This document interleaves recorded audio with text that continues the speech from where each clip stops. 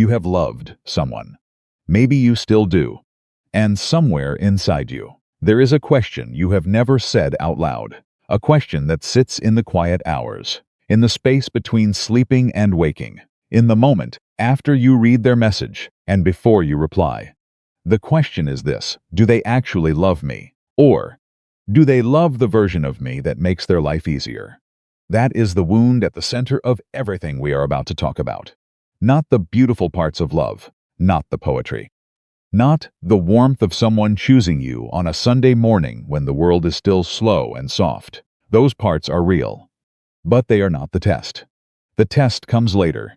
It comes when you have nothing left to offer, when your confidence is gone, when your money runs out, or your health fails, or the version of you that was easy to love becomes difficult, complicated, inconvenient. That is when you find out the truth about every person who has ever told you they care. Hai lung e tet ki. Because what I am about to tell you is something most people spend their entire lives learning too late. Love without action is just a word. Trust without proof is just a feeling. And sorry without change is just noise. You have heard people say they love you. You have watched what they did afterward. And sometimes those two things do not match. That gap between what someone says and what someone does is where most hearts get broken. Not in dramatic moments. Not in fights or betrayals you can point to. In the quiet gap. In the small, repeated choices they made when no one was watching. It I be it dionay.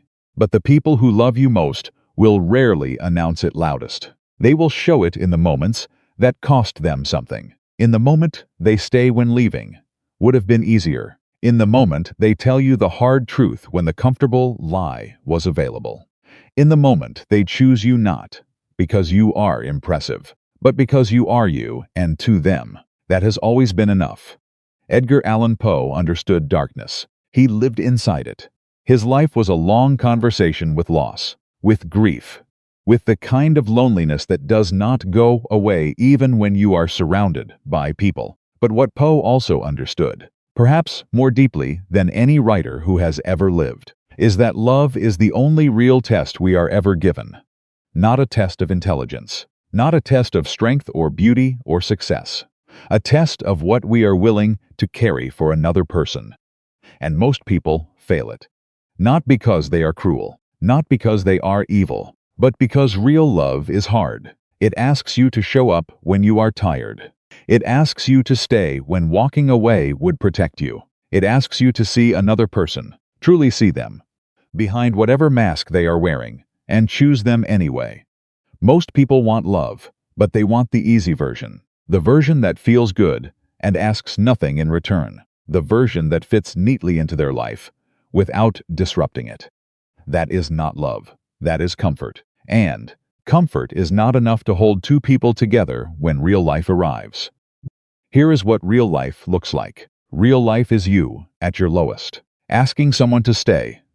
Real life is the night when you have nothing impressive to offer, no performance to give, no energy left to be the person they fell in love with on better days. Real life is ordinary and slow, and sometimes very hard. And in those moments, the people who truly love you will not flinch. Hai lung e tut ki. You have probably already seen this. You have probably already felt the difference between someone who loved you in the good moments and someone who loved you in the hard ones. Your body knows the difference, even when your mind tries to argue otherwise. There is a question, maybe two questions, that cut through every illusion, that strip away the performance and the pretty words, and reveal exactly what another person feels. Poe, in his wisdom and his suffering, pointed toward these questions without ever spelling them out directly. He lived them, he asked them, in the quiet of his own broken heart, again and again.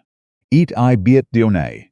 But the questions are not complicated. They are simple, almost uncomfortably simple, and that is exactly why they are so powerful. Because simple questions asked sincerely, in the right moment, cannot be faked. The answer appears immediately, not in the words, but in the eyes, in the hesitation, in the small movement of a person deciding whether to be honest or to protect themselves. The first question will tell you whether someone loves the real you or the idea of you. The second question will tell you whether they are willing to stay when staying costs them something. Together, these two questions are the most efficient test of love that has ever existed. Not because they are clever, because they are true. And truth has a way of sorting people very quickly. You have been lied to before, not necessarily with cruel intent. Sometimes people lie about love because they have convinced themselves it is true. They believe they love you, right up until the moment that loving you becomes inconvenient. Then the truth surfaces, and by then, you have already given years, or trust, or pieces of yourself that are difficult to recover. This is the wound we do not talk about, not the dramatic betrayals, the slow ones, the ones that happen gradually, in small moments of someone choosing themselves over you so many times that eventually, you stop expecting anything different. A clear rejection is always better than a fake promise. Remember that. A person who tells you honestly that they cannot give you what you need is doing you a kindness, even if it does not feel like it. The person who makes you 1,000 soft promises they never intend to keep is doing something far more damaging. And here is what makes this entire conversation dangerous. What if the person who has been loving you with actions instead of words, staying quiet, showing up, choosing you in every small way that required no audience? What if that person is standing right in front of you, and you have been looking past them? What if the love you have been searching for was never missing, only unrecognized? Comment the name of your city below so I know where this is reaching. And if these words are finding something real inside you, subscribe now. Because what comes next, the two questions themselves, will change how you see every relationship in your life. The questions are coming. But first, you need to understand why most people never ask them. It is not because they are afraid of the questions. It is because they are afraid of the answers. There is a particular kind of courage required to look directly at the truth of a relationship. Most people would rather live in comfortable uncertainty than face a painful clarity. So they keep moving, they stay busy, they fill the silence with noise, and the emptiness with distraction. And the years pass. And the question remains unasked, and the answer remains unknown, until one day it is too late to do anything with it. That is the real tragedy. Not lost love, lost time. You can recover from a broken heart. The human soul is more resilient than you believe, but you cannot recover the years you spent in the wrong place, with the wrong person, believing a story that was never true. Those years are gone. And no amount of grief or anger or regret will bring them back. Bant kanyet zadionay home. The most expensive thing in your life is not your house, not your car, not any object you have ever purchased. The most expensive thing in your life is the person you choose to love, because you pay for that choice with your time, with your energy, with the version of yourself you become while you are with them. Choose correctly, and you grow. You become more than you were. You find reserves of strength and tenderness inside yourself that you did not know existed. Choose incorrectly, and you slowly diminish, not dramatically. Slowly, the way a fire goes out when no one adds wood. You wake up one morning and realize you are smaller than you used to be, quieter, more guarded, less certain of your own worth. And the frightening part is this: you often cannot tell which one is happening while it is happening. You are too close, too involved, too deep inside the story to see its shape from the outside. This is where Poe's wisdom becomes something more than beautiful words on a page. Poe wrote from inside the darkness. He did not observe suffering from a safe distance. He lived it. He lost people. He loved people who could not stay. He understood, at a level most of us never reach, what it means to give your entire heart to something fragile. He once wrote in a letter, "Words that carry a weight most people are not prepared to feel. I have no faith in human perfectibility. Man is now only more active, not more happy, nor more wise, than he was 6,000 years ago." Read that again slowly. Not more happy, not more wise, only more active. We fill our lives with movement, with plans and goals and the relentless forward motion of modern existence. But underneath all of that activity, the fundamental human questions remain exactly where they have always been. Do you love me? Will you stay? Am I enough for you? These are not new questions. They are ancient. And we are no closer to answering them honestly than any generation that came before us. De la tu ha không dạy bạn ở trường. Nobody teaches you how to ask these questions. Nobody teaches you how to listen to the answer when the words spoken and the truth being communicated are two entirely different things. You are taught mathematics. You are taught history. You are taught how to perform competence in 100 different areas of life. But you are never taught how to see clearly the person standing in front of you and know whether their love is real. So you guess. And sometimes you guess right. And sometimes you guess catastrophically wrong. And the cost of guessing wrong is paid in the currency of your one irreplaceable life. Now the tension begins to tighten. Because here is what you may not have considered. The two questions, the ones Poe's entire understanding of love points toward, are not questions you ask casually. They are not questions you slip into dinner conversation or send in a text message. They require a specific kind of moment, a moment of stillness. A moment where the masks are down, sick and the performance has stopped, and two people are simply present with each other without the protection of distraction. Most modern relationships never reach that moment. People are together for years and never truly arrive in the same room at the same time. One person is always slightly elsewhere, slightly behind glass. Present in body but absent in the place that actually matters. Bạn có nhận ra điều này không? You have probably experienced this yourself. The feeling of being with someone and being alone at the same time. The feeling of speaking and not being heard. Not because the other person is cruel, because they are not really there, because some part of them has never fully arrived. And you have been waiting, perhaps for a very long time, for a presence that was never coming. That waiting changes you.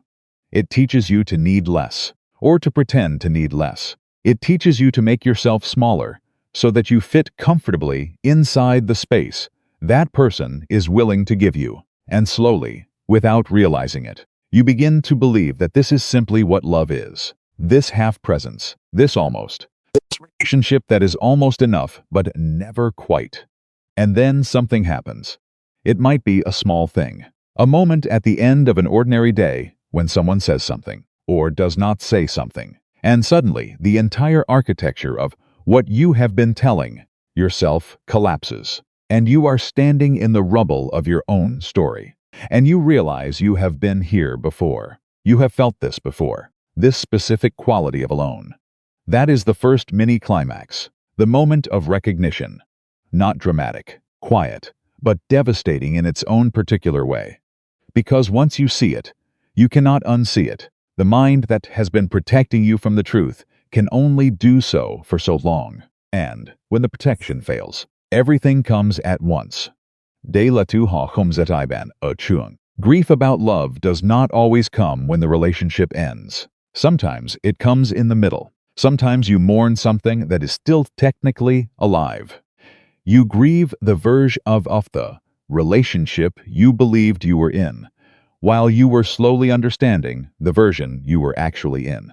That grief is lonelier than any other kind, because you cannot explain it. You cannot tell people you are mourning something that still exists, so you carry it silently. You smile when the situation requires it. You say you are fine when someone asks, and inside, quietly, you are processing a loss that has no name and no official beginning and no permission to be felt. Poe understood this silence. He lived inside it for most of his short life. And what he understood, what he tried to tell us through everything he wrote, is that the things we refuse to name do not disappear. They grow. They take on shape and weight, and eventually they become something you can no longer ignore. The unasked question becomes the unspoken fear. The unspoken fear becomes the invisible wall. The invisible wall becomes the reason Two peoples who chose each other find themselves one day standing on opposite sides, of a distance that neither of them can fully explain. This is where the first question becomes critical. Not as a test, not as a trap, as a tool. As a way of cutting through everything that has accumulated between two people and finding out what is actually there underneath.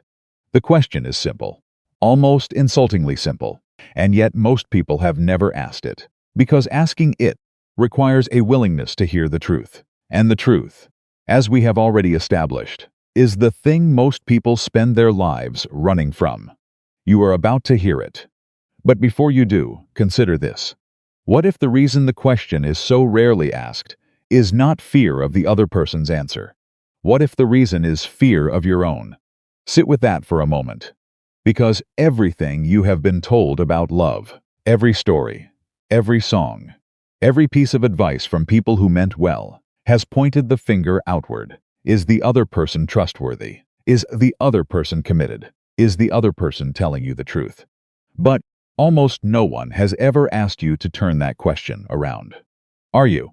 Are you telling yourself the truth about what you actually want? About what you are actually willing to give? About whether the love you believe you are offering is as complete and unconditional as you have convinced yourself it is? This is the question beneath the question, and it is the one that changes everything. Most people enter relationships carrying a secret contract. Unwritten, unspoken, but absolutely real. The contract says, I will love you. As long as you remain the person I need you to be, I will stay. As long as staying does not cost me more than I am willing to pay, I will choose you. As long as choosing you does not require me to sacrifice the image I have of my own life. Nobody admits this contract exists, but you have felt it. You have been on the receiving end of it. The moment you changed, the moment life changed you in ways that were not convenient for someone else, you felt the terms of that contract shift. You felt the love become conditional in ways it was never supposed to be. And here is the first mini climax of this section. You have also been the one holding that contract. There is someone in your past, maybe in your present, who needed you to show up without conditions. And you showed up with conditions you did not even know you had. Not because you are a bad person, because you were never taught the difference between loving someone and needing them to remain the same so that your love for them could remain comfortable. Real love does not require the other person to stay still. Real love follows them into whoever they are becoming, even when that direction is difficult, even when it disrupts your plans, even when the person emerging from difficulty is harder to hold than the person you first chose. Now the first question. Edgar Allan Poe, a man who understood love as a form of controlled devastation, once wrote, "The boundaries which divide life from death are at best shadowy and vague. Who shall say where one ends and the other begins?" He was writing about death, but he was also writing about love, because love and loss were never separate things for Poe. Every love he carried contained within it the seed of its own ending. And rather than look away from that truth, he looked directly at it. He wrote from inside it. He made it his entire life's work. The first question he would ask, if he were sitting across from you right now, is this: would you still choose me if I had nothing? That is it. 4 words arranged in the simplest possible way. No complexity, no poetry. Just the raw center of the thing. Would you still choose me if I had nothing? No status, no money, no impressive future to project onto. No version of success that makes choosing me feel like a smart decision. No performance of capability or desirability or worth. Just me. Reduced to exactly what I am when everything external is removed. Would you still choose me then? Now watch what happens inside you when you imagine asking that question, or being asked it.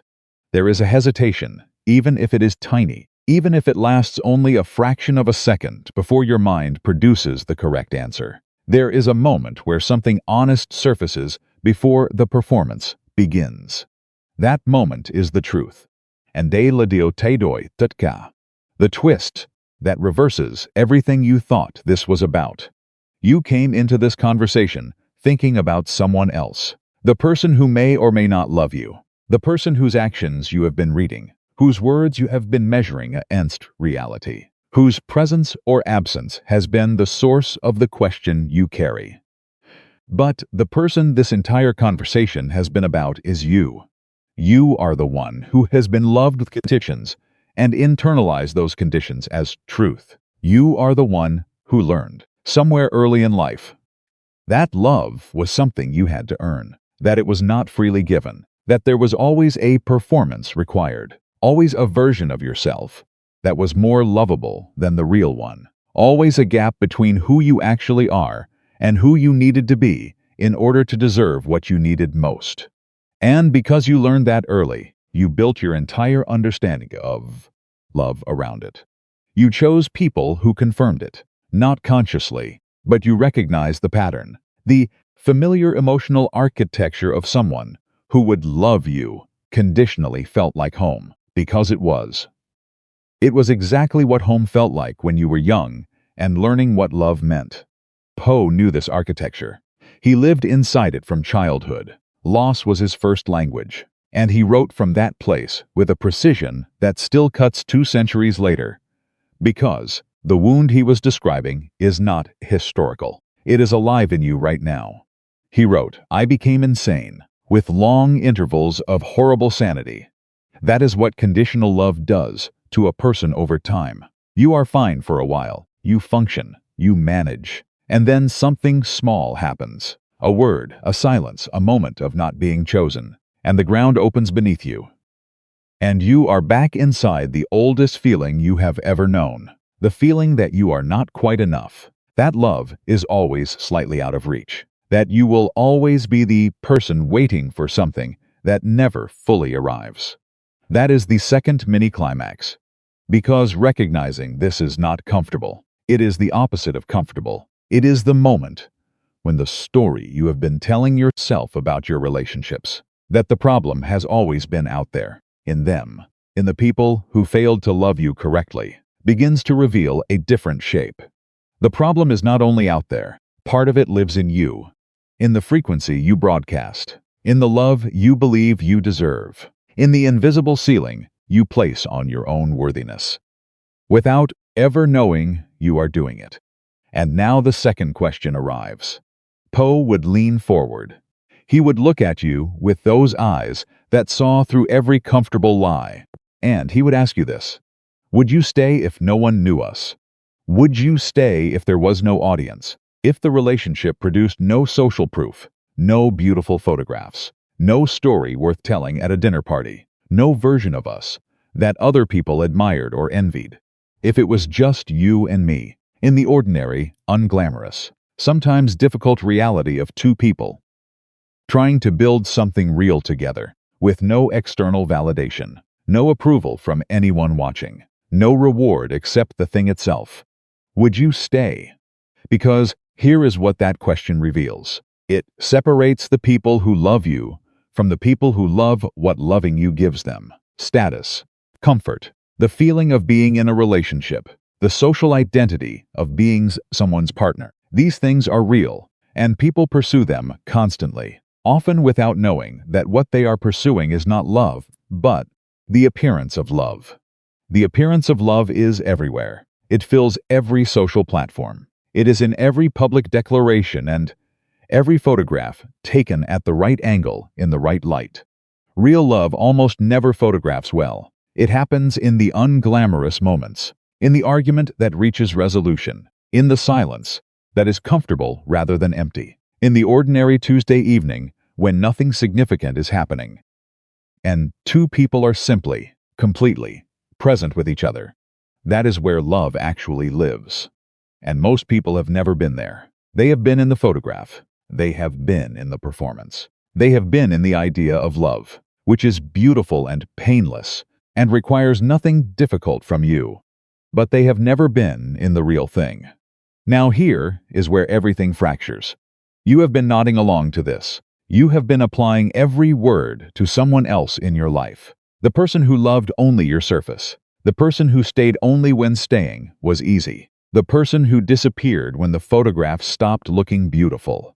But the question that is about to destroy your certainty is this. The person you immediately thought of when you heard these two questions. The person your mind produced, without hesitation, when asked who has never loved you for who you truly are. What if that person has been asking themselves the exact same questions about you?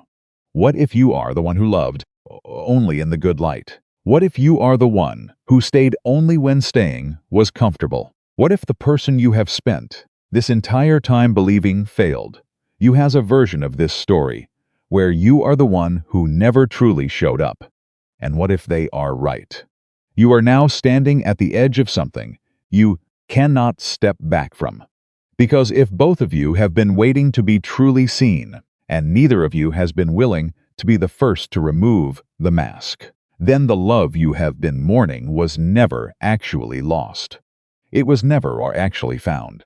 And the only question left, the one that will determine everything that comes next in your life, is whether you are brave enough to be the first. But before you answer that, there is something about Poe's own life that no one talks about. Something that happened in his final days. Something that reframes every word he ever wrote about love and loss and the courage it takes to be truly known.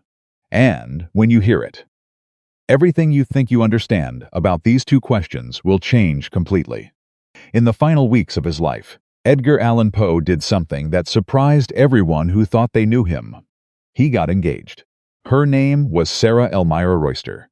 She had been his first love cove, decades earlier, before life separated them, before grief accumulated, before the man the world knew as the Master of Darkness had been built layer by layer from loss. And in those final weeks, something in him reached back toward the beginning, toward the first version of love he had ever known, as if, at the end of everything, the only thing that still made sense was the question he had been circling his entire life. Was there someone willing to choose him? Not the poet, not the genius, not the tortured figure the world had constructed from his words. Just him, the man underneath all of it. He died before the wedding, and eat ai bit Dionne, but the people closest to him said that in those final weeks, despite everything, despite the poverty and the illness and the weight of a life that had asked almost too much of him, he seemed, for the first time in years, almost at peace. That is where this resolution begins. Not with answers that arrive cleanly, but with the specific peace that comes when you stop running from the questions.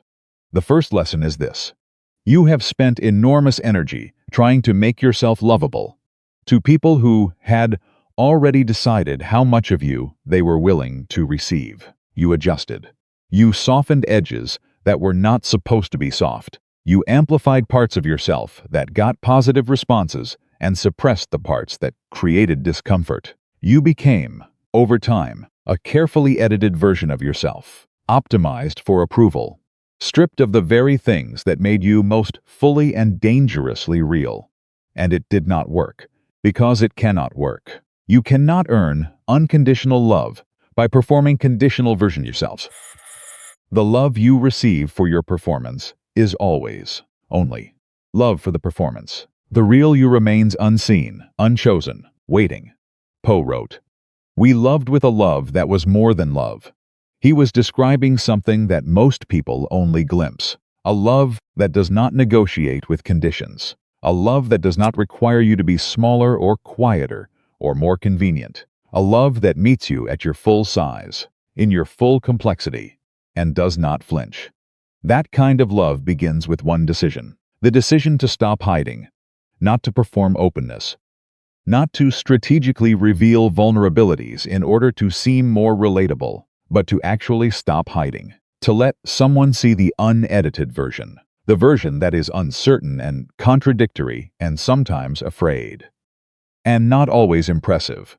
The person who stays, after seeing that version, is the only person whose staying means anything. The person who loves the performance is a stranger to you, even if you have been together for years. The first lesson: you cannot be truly loved by someone who has never truly seen you. Hai lung nge tut ki. Because the second lesson is harder. You are not only the person who has been unseen, you are also the person who has refused to see. There is someone, or there has been someone, who showed you exactly who they were, not through words, through actions, through the small repeated choices they made, that told you everything you needed to know, and you looked away. Not because you were blind, because seeing clearly would have required you to make a decision you were not ready to make. It is easier to maintain uncertainty than to face a clarity that demands action. So you stayed in the almost, the maybe, the version of the relationship where you could continue hoping without having to confront the truth that hope was all it was ever going to be. Eat I bit dionne. But this is one of the most common ways people lose years of their lives, not to dramatic betrayals, to the gentle, persistent choice to not look directly at what is in front of them, to not ask the questions that would produce answers they would have to do something with. Watch people's actions and you will not be fooled by their words. You have heard this before, but knowing it and doing it are separated by something most people underestimate: courage. The specific courage required to let what you see override what you wish were true. The second lesson: clarity is an act of love, first toward yourself, then toward the other person. When you see someone clearly and choose them, they are actually chosen. When you see someone clearly and understand that you are not the right fit, and you say so honestly, you give them something more valuable than your continued presence. You give them their time back. You give them the possibility of finding the person who will choose them with full knowledge rather than comfortable illusion. A clear rejection is always better than a fake promise. Always. Now the third lesson. And this one requires you to sit with some discomfort. The love you are capable of giving has been shaped by the love you first received, not entirely. You are not simply a product of your history, but the template was built early, and it runs quietly in the background of every relationship you have ever had, influencing what you expect, what you tolerate, what feels like love and what feels like danger, even when those two things are reversed. Hai lung nge tut ki. If the love you first experienced was inconsistent, you likely learned to read inconsistency as passion. If the love you first experienced was withholding, you likely learned to work harder for love that should have been freely given. If the love you first experienced required you to be 80% in order to be acceptable, you likely spent years becoming different kinds of people for different relationships, never quite sure who the real you actually was underneath all the adaptation. This is not your fault, but it is your responsibility. Poe understood this. The child inside him, the one who lost his mother before he was old enough to understand loss, never stopped looking for something to fill that original absence. Every love he pursued carried the weight of that first wound, not because he was weak, because he was human, because we are all, in some way, still the child who first learned what love felt and did not feel like, and we carry that child with us into every room, every relationship, every moment of choosing and being chosen. He wrote, "I have, indeed, no abhorrence of danger, except in its absolute effect in terror." The danger he could not face was not external. It was the terror of being fully known and still found wanting, the terror of removing every mask and discovering that underneath there was not enough to make someone stay. That terror is yours too. It lives in you, and eat I bit dionne. But that terror is the single greatest obstacle between you and the love you actually want. The third lesson. The wound that shapes how you love can also be the door through which real love finally enters, but only if you name it. Only if you stop letting it operate in the dark. What parents refuse to face, children are forced to carry. This is true. And the version of it that applies to you right now is this. What you refuse to face in yourself, you will keep recreating in your relationships. The same distance, the same almost, the same love that is close enough to feel real, but never quite close enough to be. The fourth lesson arrives quietly. the way the most important things always do. You have been asking whether someone else loves you, whether they see you, whether they would choose you with nothing, whether they would stay with no audience watching. These are the right questions. They are Poe's questions. They are the questions that cut through performance and reach the real. But the final question, the one that all of this has been building toward, is whether you love yourself with the same clarity you are demanding from someone else. Do you see yourself?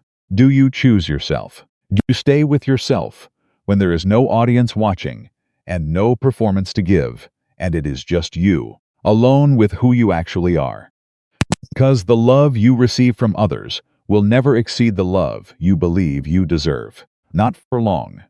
The mind that believes it is not enough will find a way to confirm that belief. It will misread signals. It will push away the right people. It will stay too long with the wrong ones. It will do whatever it needs to do to return to the familiar feeling of almost.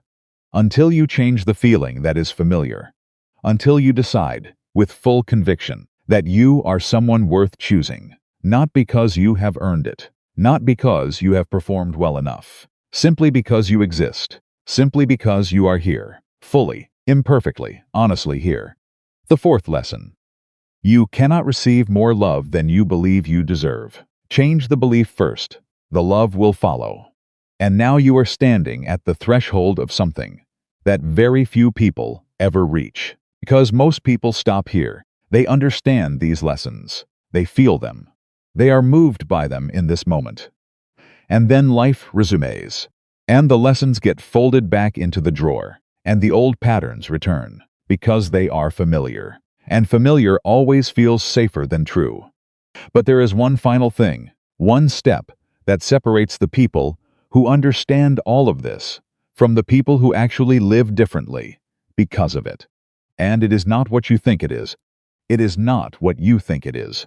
The final step is not a grand gesture. It is not a dramatic conversation where you finally say everything you have been holding. It is not a decision made in a single powerful moment of clarity. It is not even forgiveness, though forgiveness will come. The final step is a choice so small it barely makes a sound. It is the choice, made in an ordinary moment on an ordinary day, to stop waiting. Stop waiting for someone to see you before you allow yourself to be seen. To stop waiting to be chosen before you choose yourself. To stop waiting for proof that you are lovable before you begin living. As though you already know that you are. That is it. That is the entire thing. Everything we have traveled through together. Every layer of Poe's wisdom. Every question that cut through comfortable illusion. Every moment of painful recognition. All of it leads here. To this one small, quiet, revolutionary choice. Stop waiting. And before you move into what comes next, you need to feel the full weight of where you have been. Not as punishment, as recognition, because you cannot break through something you have not fully faced. So here, one final time, is everything. You cannot be truly loved by someone who has never truly seen you. DNG. Clarity is an act of love. First toward yourself, then toward the other person. DUNG. The wound that shapes how you love can also be the door through which real love finally enters. But only if you name it. DNG. You cannot receive more love than you believe you deserve. DNG. Read those 4 sentences again, not quickly, slowly. Let each one land in the specific place inside you where it is true. Because somewhere in you, in a place beneath argument and defense, and the comfortable stories you tell about your own life, you already know all of this. You have always known it. The knowing was never the problem. The problem was the waiting. Waiting for the right moment to be honest. Waiting for the right person to be honest with. Waiting for the fear to go away before you began living the life that the fear was keeping you from. Waiting. Always waiting. As though the real version of your life was somewhere just ahead. Just after this next thing resolved. Just around the corner you were always approaching. But never quite reaching. Poe waited too. He waited to be understood. He waited to be loved without conditions. He waited for the world to see what he actually was beneath the darkness he had become known for. And the world, mostly, did not see it while he was alive. The full depth of him was only understood after he was gone. You do not have to make that choice. You are here, right now. In this moment that is the only moment that has ever actually existed. And what you do with it. Not tomorrow, not after things settle, not when you feel more ready, but today, in the next hour, in the next conversation, is the only thing that determines what your life actually becomes. So here is the breakthrough, and it is not gentle. Today, you are going to do one thing, not 5 things. Not a complete reinvention of how you show up in relationships. One thing. Because one thing done honestly is worth more than 100 insights that stay inside your head and never touch your actual life. Here is the thing. Think of the person in your life, or the most recent person, with whom you have been less than fully honest. Not dishonest in a cruel or deliberate way, simply less than full. The version of you that shows up with them has been edited, managed, kept slightly behind glass, because something in you decided, at some point, that the full version was too much, or not enough, or simply not safe. Today, you are going to close that gap by exactly 1 centimeter. Not all the way. Not a sudden and terrifying exposure of everything you have been holding. 1 centimeter. One small truth that you have been keeping back. One genuine response instead of the automatic one. One moment of letting someone see a real reaction, instead of the curated version. 1 centimeter. Because here is what Poe knew, and what every person who has ever loved honestly knows. Intimacy does not arrive in dramatic revelations. It is built in increments, in the small repeated decisions to let someone slightly closer than you let them yesterday. In the accumulation of 1 centimeter after another until, one day, you look up and realize that someone is standing in the actual room where you actually live, not in the waiting area where you have been keeping everyone safe and distant and unable to really touch you. 1 centimeter today, that is the entire assignment. And hailunge tut ki.